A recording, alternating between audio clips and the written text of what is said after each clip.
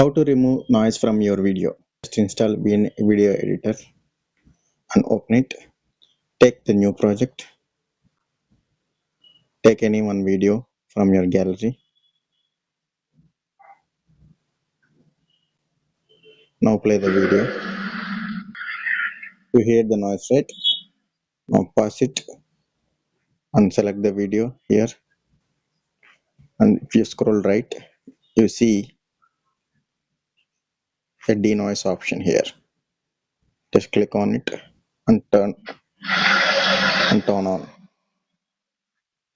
And if you play it, if you see some noise clearance, and if you again do it, max, you select max and play it. If you see,